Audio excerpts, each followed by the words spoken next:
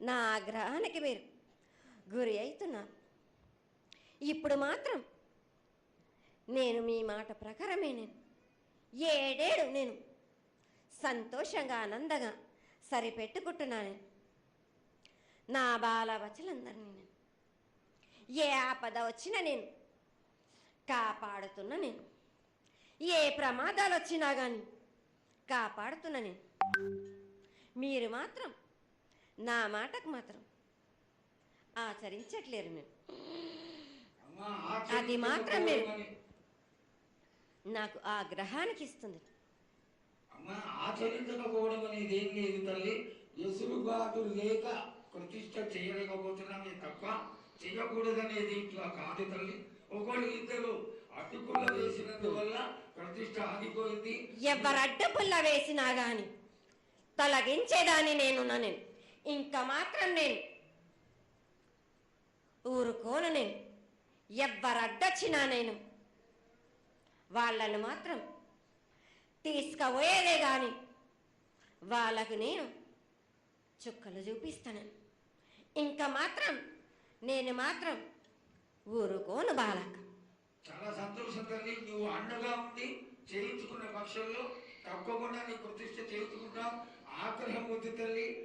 వాళ్ళు నీ బిడ్డలే, వాళ్ళు కూడా చల్లగా చూడాలి. తర్వాత ఈ సంవత్సరం పసిపిల్లలు బాగా అందరూ ఎలా ఉంటారు. వర్షాలు లేవనుకున్నటువంటి వర్షాలు నువ్వు రాగానే 15 రోజుల్లో ఇంచుమించుగా సరిపడేటటువంటి వర్షాలు కురిసినాయి.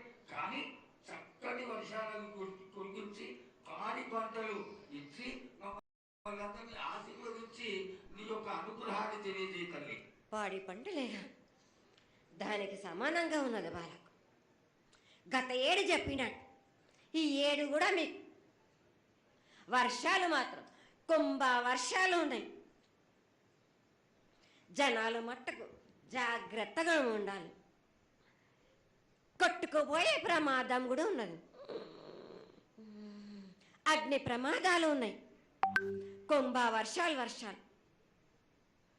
ఏడేడు కాదు, ఈ ఏడు భారీగా ఉన్నాయి. జనాలు మట్టుకు సగానికి సగం కొట్టుకుపోతూనే ఉంటారు. వాళ్ళకు ప్రాణ నష్టం కూడా జరుగుతుంది.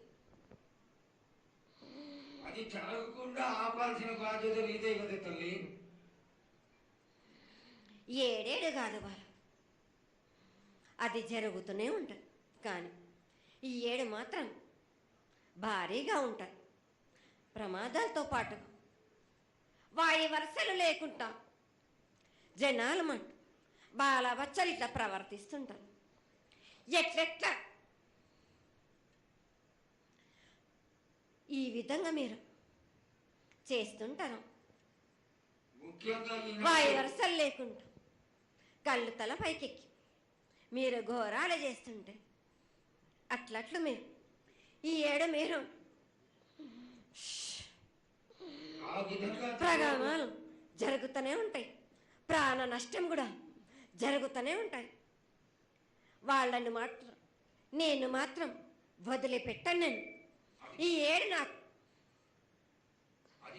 బాగా నాకు ఇబ్బందిగా ఉంది. నాకు కానీ సంతోషం అనేది లేకుండా చేస్తున్నారా మీరు? ఎంత విధంగా నేను మీరు మట్టుకు సరిపెట్టుకుంటున్నాను అనుకుంటున్నాను. యువతకి సరైన బుద్ధి కలిగించి అందరూ సన్మార్గంలో ఉండాలని నువ్వు ఆశీర్వదించే తీరాలి తల్లి. ఎందుకు అంటే సస్యశ్యామలంగా ఉండడం కోసమే కదా అధికారులందరూ కలిసి ఇంత పెద్ద ఎత్తున నీకు జాతర చేయడం. ఈ జాతర లక్షణమే ముఖ్యమైనటువంటిది. నువ్వు వచ్చి మమ్మల్ని అందరినీ ఆశీర్వదించి పిల్లల్ని సరైన మార్గంలో కొట్టి ఈ యొక్క జాతర అనుగ్రహాన్ని తెలియజేస్తూ తరువాత నువ్వు శాంతి పరిహారాన్ని చేస్తే దాన్ని చేసుకుంటావు తల్లి. ఏడేడు కాదు, ఈ ఏడు మీరు నన్ను మాత్రం శాంతి పరచద్దు. నేను మాట్లాడేది చాలా ఉంది రావాల. మీరు అనుకుంటున్నట్టు బాలబచ్చలు సరి అయిన దారిలో నేను పెడుతున్నాను. కానీ తల్లిదండ్రులు మాత్రం ఊరు మీద వదిలేసినట్టు వదిలేస్తున్నారు మీరు. మీరు మాత్రం అహంకారం ఎక్కువైపోతుంది మీకు.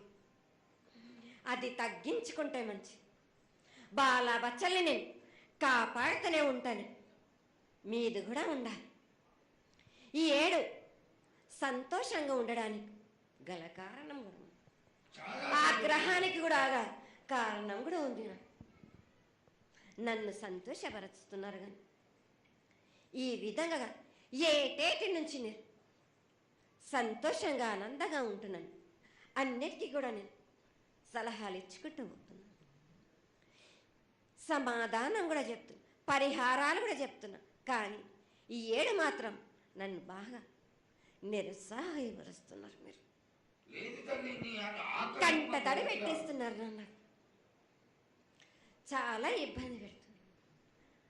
మనస్తృప్తి లేకుండా చేస్తున్నారు మీరు. అదేగా అది జరగని పని తల్లి. నువ్వు నీ సంతోషాన్ని చాలా చక్కగా దోసడంతా నేను కల్పిస్తున్నాను. నా గోరంతా కూడా మీరు నాకు బెట్టరా బాలక. దోసడంతా ఇచ్చినా గాని గోరంతా కూడా మీరు పెట్టలేకపోతే ఇట్లా బాలక. నేను కోరిందల్లా ఒకటే కదా, నా విగ్రహ ప్రతిష్ఠ చేసినట్టయితే మీరు ప్రతి ఒక్కరికి